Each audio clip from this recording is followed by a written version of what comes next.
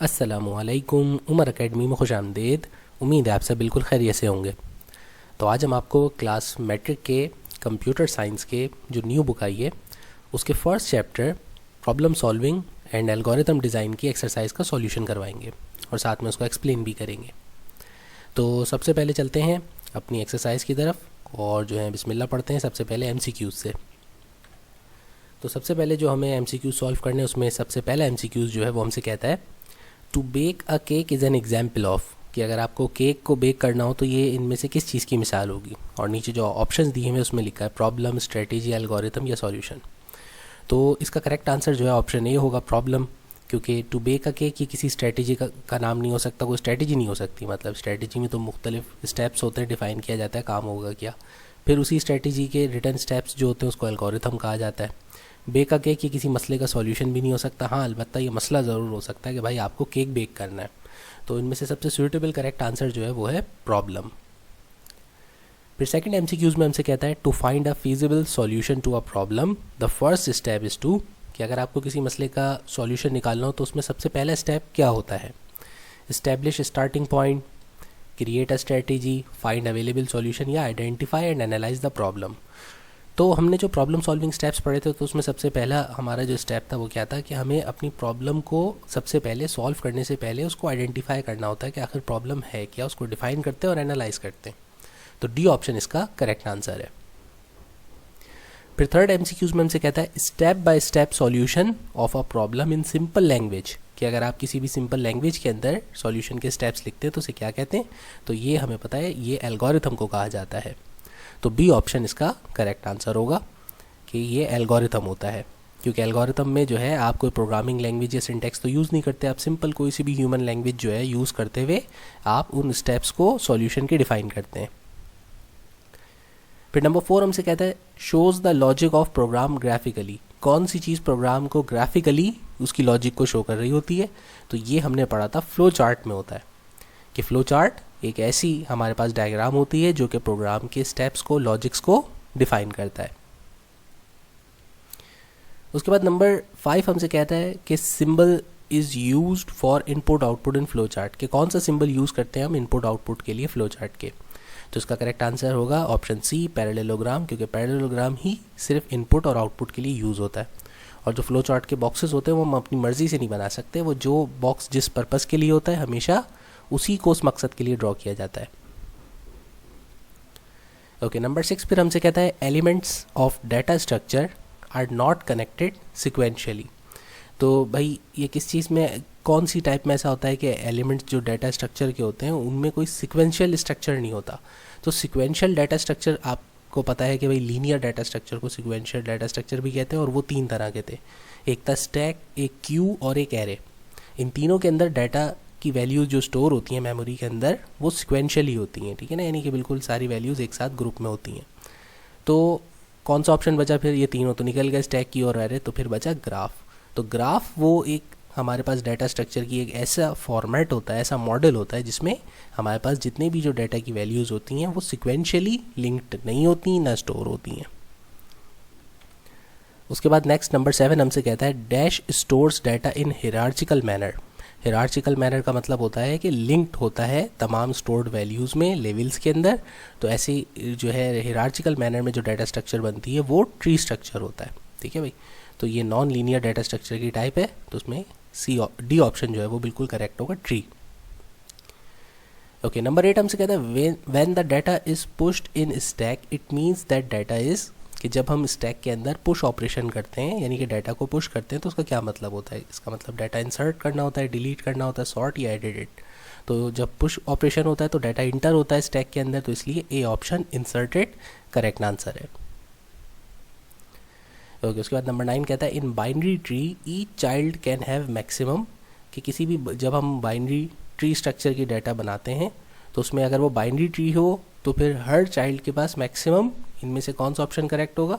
तो ए, कि her child की सिर्फ 1 नोड होती है, क्योंकि ये यहाँ पे जो इन्होंने बैकवर्ड में पूछा है, ठीक है, वरना बाइनरी ट्री में होता ये है कि हर नोड के मैक्सिमम 2 चाइल्ड हो सकते हैं।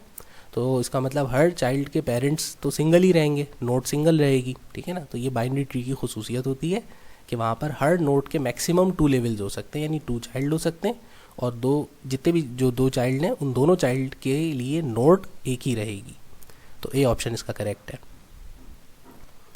उसके बाद नंबर 10 हमसे कहता है कि traversing an array means accessing. तो ट्रैवर्सिंग का क्या मतलब होता है? तो जब ट्रैवर्सिंग का बताया था आपको, तो ट्रैवर्सिंग था कि आप पूरे अपने डाटा स्ट्रक्चर को, तमाम रिकॉर्ड्स को जब एग्जीक्यूट करते हैं, प्ले करते हैं उनको, या उनको एक्सेस करते हैं ईच एंड एवरी एलिमेंट को, तो उसको हम ट्रैवर्सिंग कहते हैं। तो इसमें करेक्ट आंसर जो होगा वो डी ऑप्शन होगा, each and every element of the array if access execute is called traversing.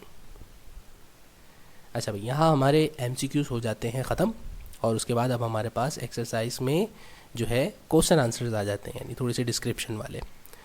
तो पहला क्वेश्चन हमसे कहता है कि describe the steps involved in problem solving, कि वो स्टेप्स बताइए जो कि प्रॉब्लम सॉल्विंग में जो हैं इन्वॉल्व होते हैं।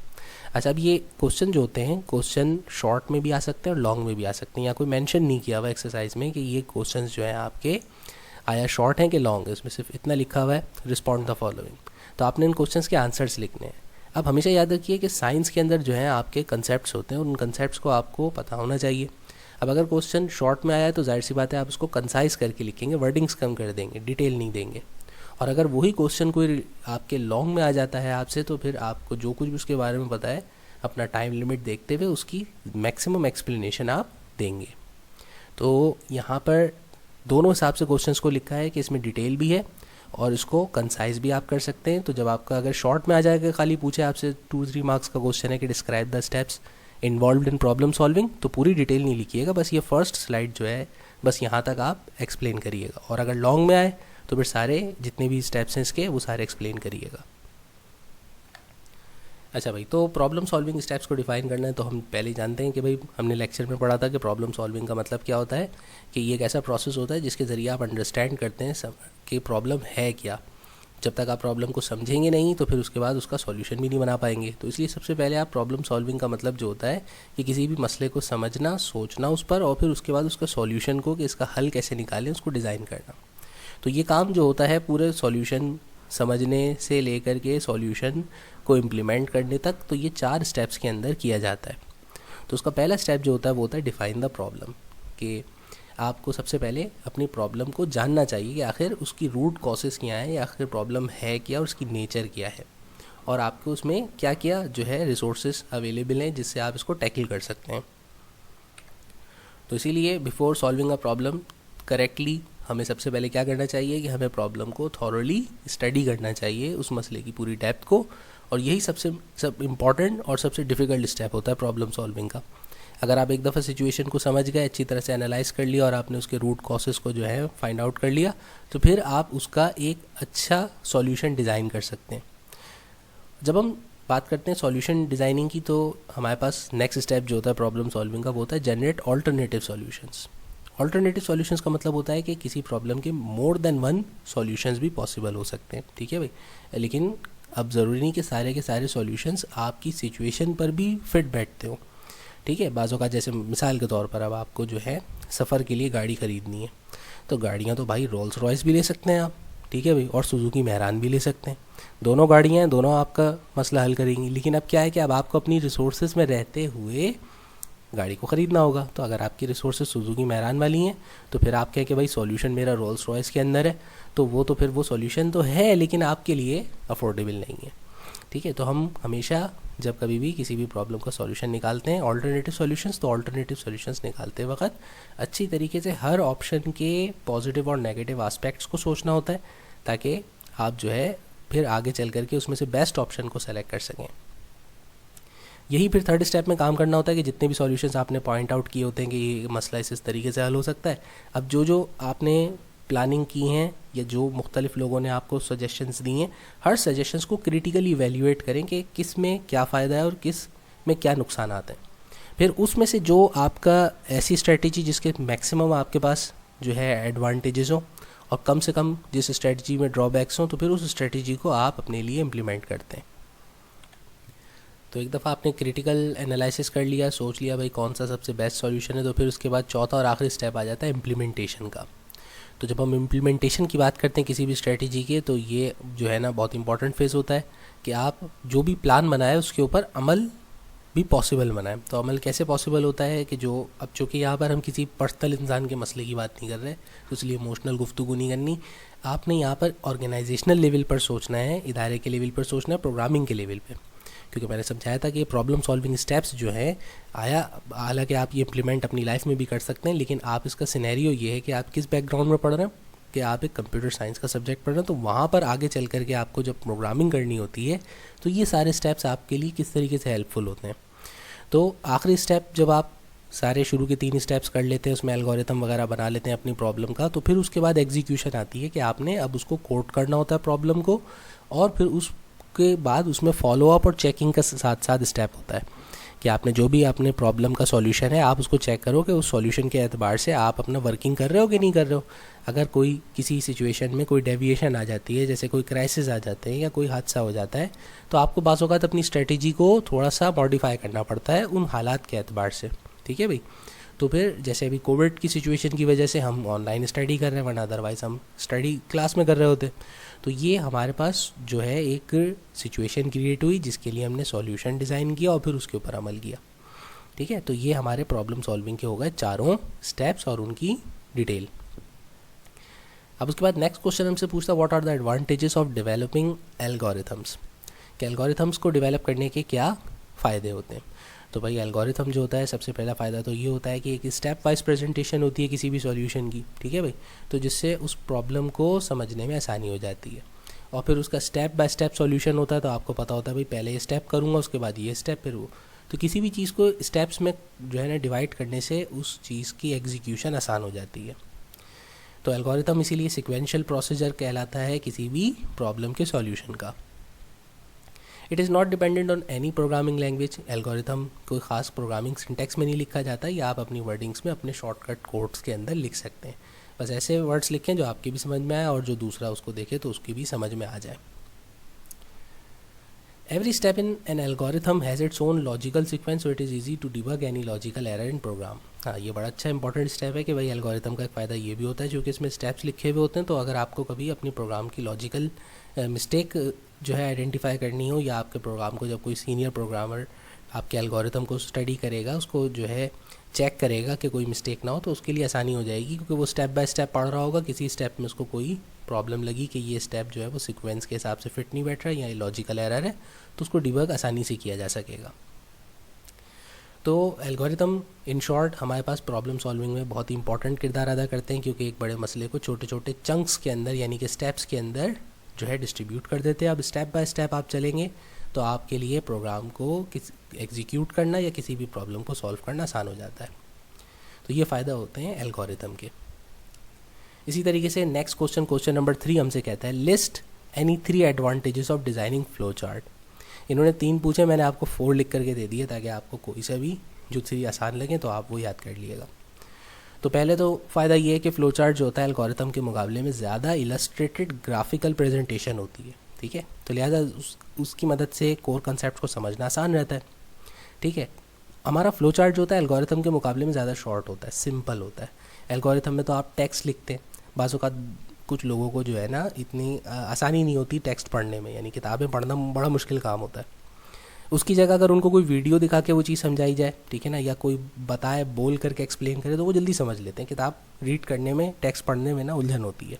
तो यही फ़ायदा देखो फ्लो चार्ट के अंदर भी है कि प्रॉब्लम के डायग्राम बना करके उसको कम से कम जगह में एक बड़े अच्छे तरीके से शॉर्ट प्रेजेंटेशन से एक्सप्लेन किया जा सकता है और सामने वाला समझ भी सकता है।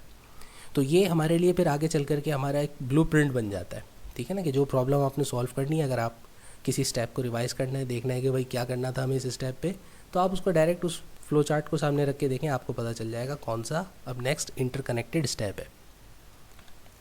तो हमारे पास फ्लो चार्ट की मदद से प्रोग्रामिंग करना आसान हो जाता है क्योंकि सीक्वेंशियल स्टेप्स बने हुए होते हैं, और वो स्टेप्स किसी खास प्रेजेंटेशनल बॉक्स की मदद से, जैसे उसके फिक्स बॉक्स होते हैं ना फ्लो चार्ट के, कि भाई इस बॉक्स का ये मतलब है, तो जब उसकी कोडिंग की जाती है तो वो कोडिंग करना आसान हो जाता है क्योंकि फ्लो चार्ट के बॉक्स देख करके प्रोग्रामर समझ जाता है कि ये बॉक्स का मतलब ये है कि हमें इस टाइप का कोड लिखना है। तो ये हो गए हमारे 4 अदद फ़ायदे फ्लो चार्ट के। अब उसके बाद नेक्स्ट हमारा जो क्वेश्चन है, क्वेश्चन नंबर 4, वो कहता है what is the difference between tree and graph data structure. तो ट्री और ग्राफ दोनों डाटा स्ट्रक्चर्स के बारे में हम जानते हैं कि ये दोनों नॉन लीनियर डाटा स्ट्रक्चर्स होते हैं, यानी ऐसा डाटा स्ट्रक्चर जिसमें हमारे पास जो इन्फॉर्मेशन होती है वो सीक्वेंस में सेव नहीं होती, बल्कि वो आर्बिट्रेरी जो है मुख्तलिफ क्लासेस के अंदर जो है वो उसको सेव किया जा सकता है और साथ में क्लासीफाई भी किया जा सकता है कि हर डाटा एलिमेंट के सब एलिमेंट्स भी हो सकते हैं। तो ऐसा data structure non linear data structure होता है। तो ट्री और ग्राफ दोनों ही के दोनों नॉन लीनियर डाटा स्ट्रक्चर हैं, लेकिन दोनों में फ़र्क क्या है? दोनों में फ़र्क ये है कि जो ट्री डाटा स्ट्रक्चर होता है उसके अंदर एलिमेंट्स के कनेक्टिविटी के दरमियान हिरार्ची होती है, यानी उसमें जितने भी एलिमेंट्स जिनको हम नोड्स कहते हैं या उनको हम पेरेंट चाइल्ड के रिलेशनशिप से डिफ़ाइन करते हैं, तो उनमें एक रिलेशनशिप से क्लासिफिकेशन की जाती है, तो वो ट्री डाटा स्ट्रक्चर होता है। जबकि ग्राफ एक ऐसा कलेक्शन होता है हमारे पास वैल्यूज़ का जो कि एक दूसरे से लिंक तो होती हैं, लेकिन जितनी भी नोड्स जो आपस में लिंक हुई हुई होती हैं और जिन लाइन्स से लिंक होती हैं उन लाइन्स को एजेस कहा जाता है, ठीक है, और वैल्यूज़ को नोड्स कहा जाता है। तो उनके दरमियान कोई रिलेशनशिप होना ज़रूरी नहीं है कि पेरेंट चाइल्ड बेस्ड रिलेशनशिप कि भाई ये इसकी सीनियर फाइल है, ये सबऑर्डिनेट है, तो ये रिलेशनशिप इसके अंदर नहीं होता, इसमें सिर्फ लिंकेज क्रिएट किया जाता है। तो हमारे पास हिरार्चिकल डाटाबेस की मिसाल जैसे कि एक फैमिली ट्री से शो किया जाता है कि भाई एक ग्रैंड पेरेंट, फिर उसके बाद पेरेंट्स और फिर चिल्ड्रन, तो ये सारी लिंकेज है। जबकि हमारे पास ग्राफ डाटा स्ट्रक्चर की जो एक मिसाल होगी, जैसे कि नेटवर्क ग्राफ एक क्रिएट होता है रोड्स का, कि किसी भी शहर के जो मुख्तलिफ रोड होते हैं वो मुख्तलिफ डेस्टिनेशन एक दूसरे से लिंक्ड होती हैं। तो एक destination more than one destination से लिंक्ड होती है, तो उसके दरमियान कोई रिलेशनशिप नहीं होता, वो उनको इंटरलिंक्ड किया जाता है बस। अच्छा, हमारे पास ट्री के अंदर जो फर्स्ट नोड होती है, जो फर्स्ट एलिमेंट होता है, उसको हम रूट नोड भी कहते हैं। फिर उस नोड से सब जितनी भी जो नोड्स क्रिएट होती हैं वो सारी फिर जो है उसकी चाइल्ड नोड्स कहलाती हैं। जबकि ग्राफ डाटा स्ट्रक्चर में तो हमने ऑलरेडी कह दिया कि इसमें रूट का और पेरेंट चाइल्ड का कोई कंसेप्ट नहीं होता, यानी इसमें रिलेशनशिप बेस्ड कनेक्टिविटी नहीं होती। तो ट्री डाटा स्ट्रक्चर के अंदर हमारे पास जो सबसे पहली मेन रूट नोड, फिर उसके बाद मुख्तलिफ उसकी सब नोड्स जो होती हैं, तो जो लास्ट लेवल होता है हमारे पास जिसके बाद फर्दर क्लासिफिकेशन नहीं होती, उनको हम लीव्स कहते हैं, ठीक है भाई। तो लीव्स एक ऐसी हमारा लेवल होता है कि जिसके बाद फिर उसके अंदर सब क्लासेस नहीं होती। अच्छा, जबकि ग्राफ डाटा स्ट्रक्चर में हमारे पास सिर्फ दो ही चीज़ें होती हैं, एक हमारे पास नोड्स का सेट होता है और एक हमारे पास एजेस का सेट होता है। तो मैंने नीचे एक डायग्राम भी बनाई है जिसकी मदद से आप इसको फर्दर कंसेप्ट को अच्छी तरह समझ सकते हैं, और इसका आंसर लिखते वक्त भी आप ये छोटी सी डायग्राम है, इसमें ज़्यादा कोई आपका टाइम नहीं लगेगा, आप इसको बना दीजिएगा।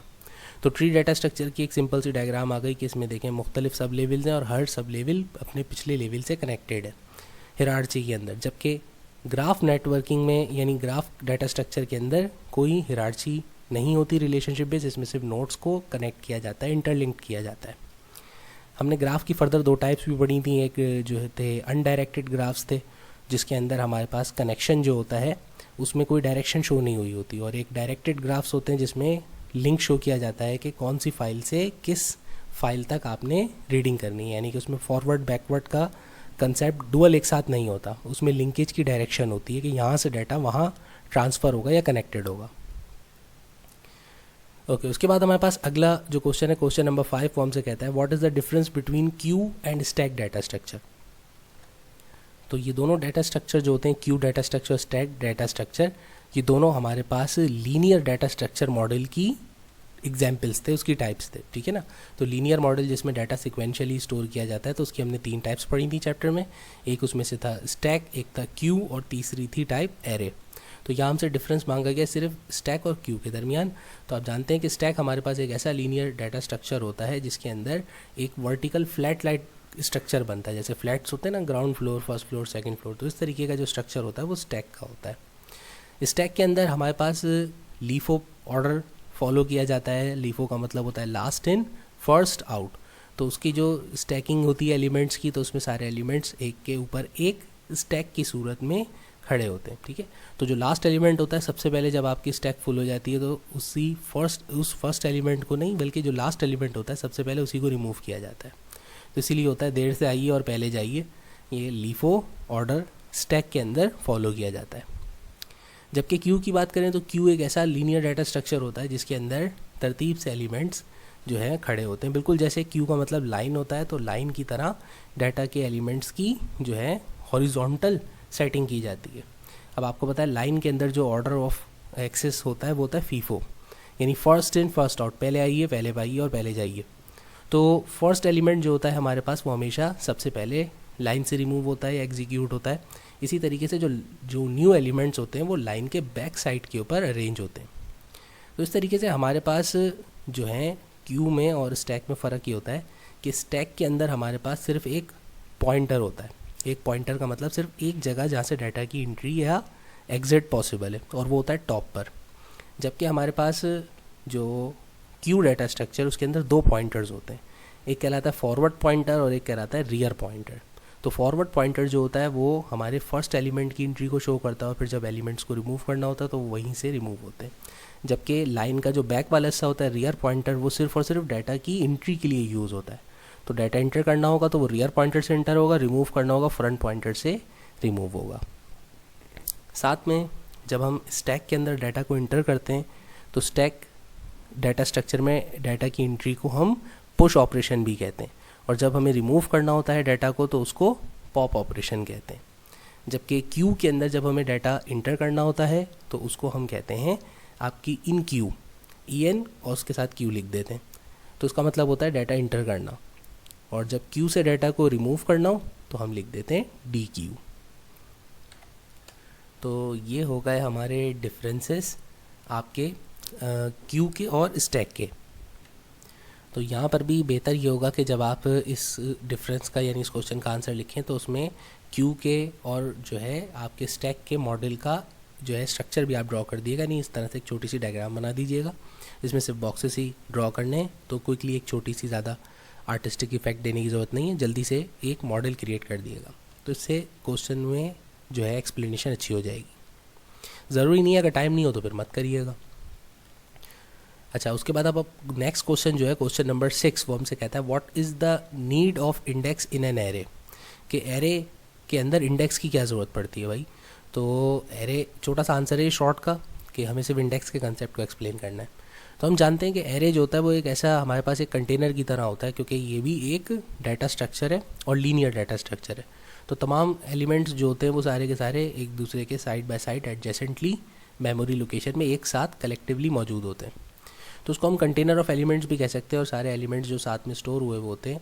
तो उन एलिमेंट्स को एक इफेक्टिवली एक्सेस करने के लिए हम एक टेक्निक यूज़ करते हैं, इंडेक्सिंग। तो इंडेक्सिंग क्या करती है, उन वैल्यूज़ को एक एड्रेस अलॉट कर देती है कि आपको एरे के अंदर जो मल्टीपल एलिमेंट्स सेव हैं उनमें से कौन से एलिमेंट्स को इस वक्त यूज़ करना है या कौन सा एलिमेंट आपने उसमें इंटर करना है।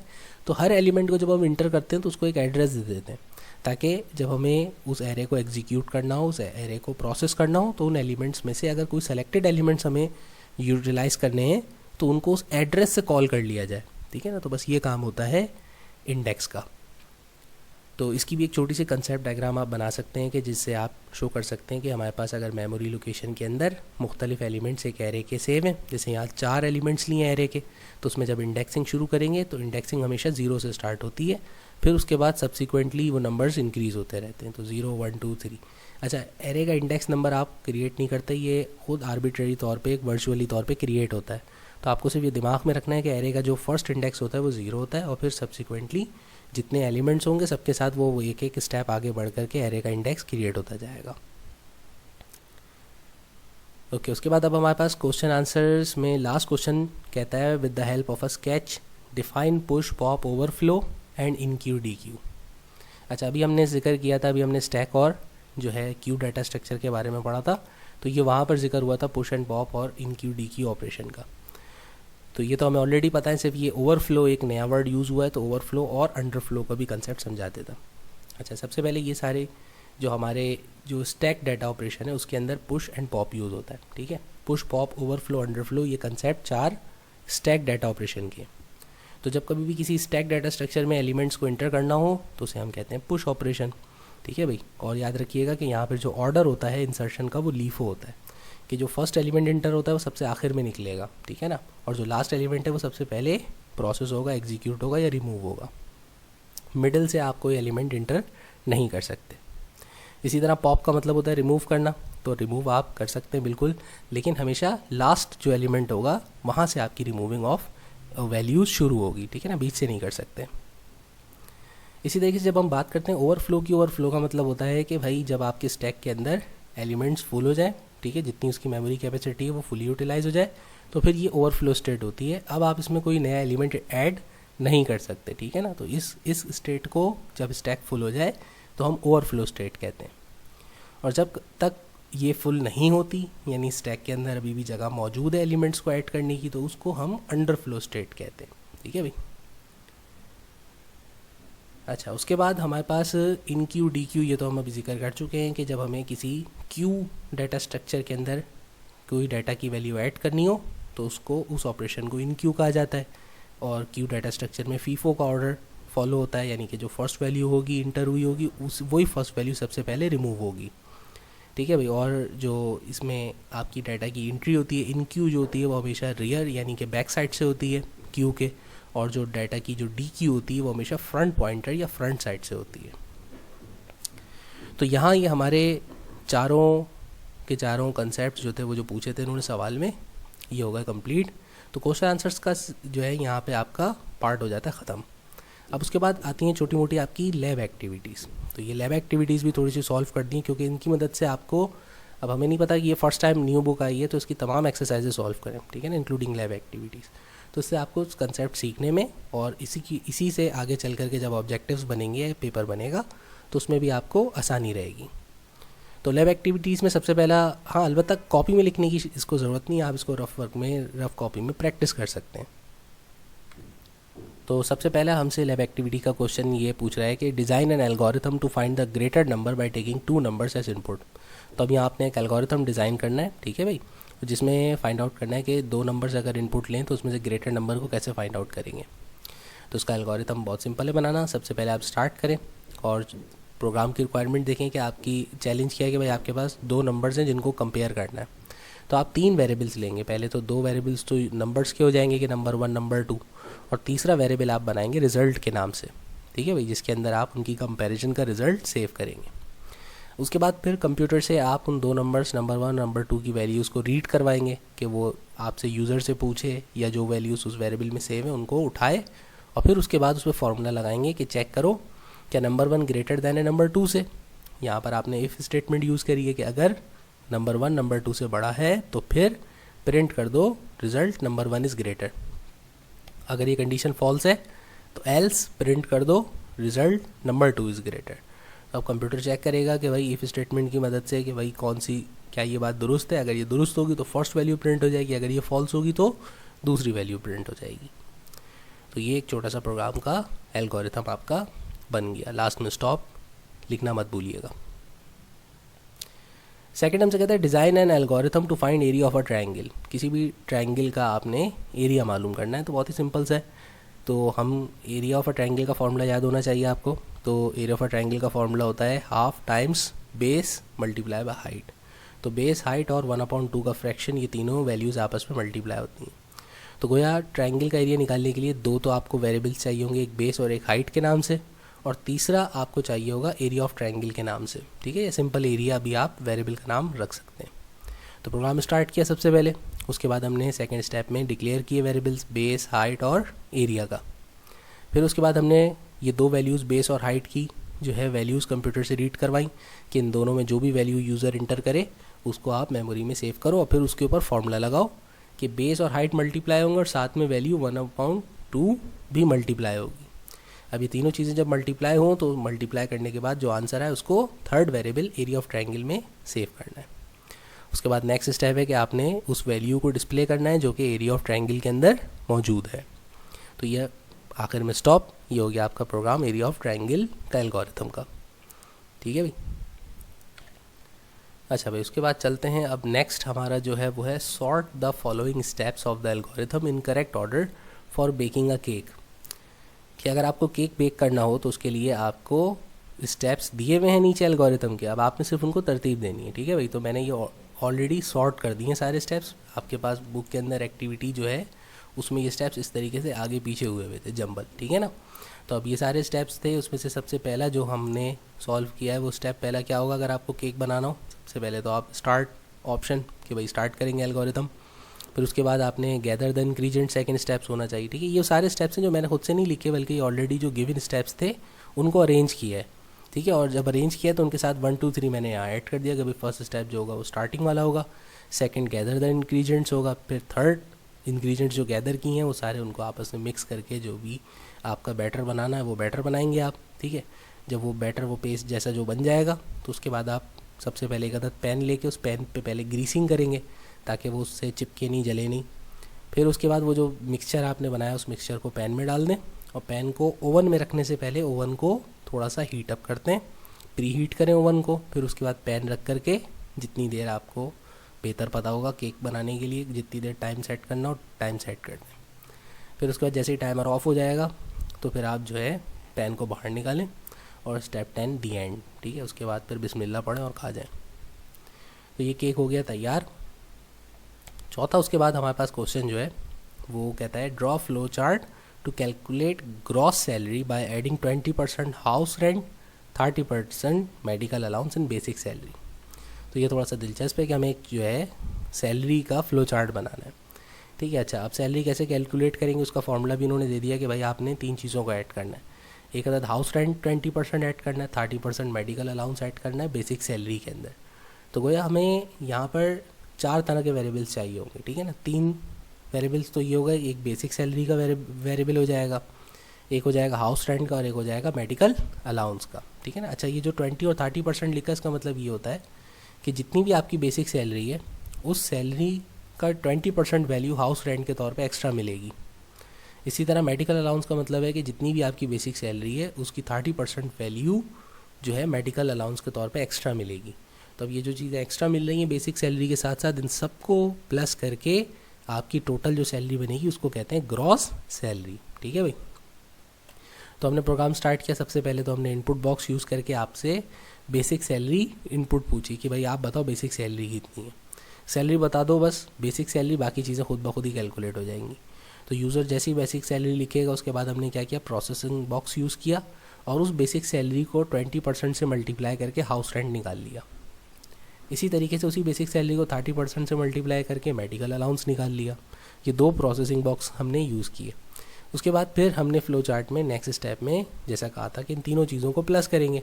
तो बेसिक सैलरी, फिर जो हाउस रेंट कैलकुलेट किया होगा वो और मेडिकल अलाउंस, इन तीनों चीज़ों को प्रोसेसिंग बॉक्स में प्लस करा लिया, ऐड करा लिया, तो ग्रॉस सैलरी पता चल गई। अब ये हमें डिस्प्ले करना है स्क्रीन के ऊपर कि भाई बताओ हमें कितनी हुई है सैलरी टोटल। तो फिर उसके लिए प्रिंट स्टेटमेंट यूज़ करेंगे और जो है ये अपनी रिज़ल्ट जो होगा वो प्रिंट कर देंगे। तो ये हो गया एक छोटा सा फ्लो चार्ट। उसके बाद अगला क्वेश्चन 5 कहता है draw flow chart for all the algorithms given in this unit. तो ये आप प्रैक्टिस के लिए जो है जिस तरह से मैंने ऊपर फ्लो चार्ट बनाया है बहुत ही आसान काम है, ये आप प्रैक्टिस के लिए खुद से ट्राई कीजिएगा, ठीक है ना। तो ये इतना इंपॉर्टेंट क्वेश्चन नहीं है, लेकिन हाँ अलबत्ता आपको करना चाहिए क्योंकि इससे आपकी जिस तरह मैंने ये बॉक्सेस यूज़ करके फ्लो चार्ट बनाया तो इस तरह से बनाएंगे आप और आपकी प्रैक्टिस हो जाएगी, ठीक है। तो आप जब रियल प्रोग्रामर बनेंगे अपने रियल लाइफ के तो फिर आपको एक तरीका, एक तरतीब पहले से आती होगी काम करने की, तो उसके लिए आपके लिए हेल्पफुल होगा। नंबर 6 क्वेश्चन मैं आपके लिए सॉल्व कर रहा हूँ। ड्रॉ द फॉलोइंग स्ट्रक्चर, कि भाई आपने स्ट्रक्चर ड्रॉ करना है। एक तो अगर ट्री डाटा स्ट्रक्चर बनाएंगे 6 नोड्स के साथ तो कैसे बनेगी, और एक ग्राफ डाटा स्ट्रक्चर बनाना हो अगर 5 नोड्स के साथ तो वो कैसे बनेगा, ठीक है। चलें, ये आपने से पहले नहीं बनाया तो मैं आपको बना के दिखाता हूँ। ट्री विद 6 नोड्स, कि 6 नोड्स के साथ आपको ट्री डाटा स्ट्रक्चर बनाना है। तो ट्री डाटा स्ट्रक्चर की खासियत क्या थी, पहले ये सोचिए कि उसमें हिरार्ची होती है, लेवल्स को डिफ़ाइन किया जाता है और हर लेवल से फर्दर सब लेवल्स जो है वो क्लासीफाई किए जाते हैं। तो मैंने फर्स्ट लेवल जो था, जो मेन अपनी रूट नोड थी, उसको डिफ़ाइन किया। उस रूट नोड से मैंने 2 सब कैटेगरीज निकाली, ठीक है ना। ये हर लेवल जो होता है उसको नोड कहा जाता है। तो ये मेरी रूट नोड है, ये नोड 1 हो गई। फिर 2 नोड्स और निकली तो ये टोटल 1, 2 और 3 नोड्स हो गए। अब मुझे 3 नोड्स और चाहिए थी तो मैंने ये किया कि एक नोड से एक स्ट्रक्चर निकाल दिया, सिर्फ उसकी फर्दर एक नोड निकाली और दूसरे नोड से फर्दर 2 नोड्स निकाल दी, ठीक है ना। तो इस तरीके से मेरे पास टोटल नोड्स की तादाद कितनी हो गई, 6। देखें 3 ये और 3 ये, और ये सारे हिरार्ची के अंदर हैं। तो ये एक ट्री डाटा स्ट्रक्चर हो गया 6 नोड्स के साथ। अब दूसरा मुझे बनाना है ग्राफ विद 5 नोड्स। तो ग्राफ का डाटा स्ट्रक्चर मॉडल बनाना है 5 नोड्स के साथ। तो वो बनाना बहुत ही सिंपल है कि उसमें चूँकि हिरार्ची नहीं होती तो आप आर्बिट्रेरी बस सिर्फ नोड्स क्रिएट कीजिए और उनके दरमियान एजेस ड्रॉ कर दीजिए। एजेस मतलब लाइन। तो मैंने 5 नोड्स यानी 5 डाटा वैल्यूज़ ली, A B C D E, उनको किसी भी डिज़ाइन में आप रख सकते हैं, ज़रूरी नहीं कि ऐसा ही बनाएं। बस उनके दरमियान फिर मैंने कनेक्शन के तौर पर लाइंस को ड्रॉ कर दिया। अच्छा, जब लाइंस ड्रॉ करते हैं तो ये सोचना ज़रूरी है कि हमारा जो ग्राफ है वो अनडायरेक्टेड है या डायरेक्टेड है। अब यहाँ जो मैंने लाइंस ड्रॉ करी हैं इनमें कहीं एरो नज़र नहीं आ रहा है, यानी इसमें कोई लिंकेज शो नहीं कर रहा कि ए का बी से कनेक्शन है, यानी ए से बी में फाइल डाटा ट्रांसफ़र होगा या बी से सी में। कोई एरो हेड नहीं है, इसका मतलब ये अनडायरेक्टेड ग्राफ था। ठीक है भाई, तो ये अनडायरेक्टेड ग्राफ बनाया मैंने। अब यहाँ पर आपके हो जाते हैं लैब एक्टिविटीज़ के भी क्रिएटिव सवाल ख़त्म। ठीक है भाई, लास्ट एक 7th जो क्वेश्चन है आपका वो एक डिस्कशन है कि भाई आपको एल्गोरिथम के बारे में ग्रुप में डिस्कस करना है। अगर आप कंसेप्ट समझ गए तो अपने फ्रेंड्स को डिस्क्राइब कर सकते हैं ये। ठीक है भाई, कि इसका क्या मतलब होता है।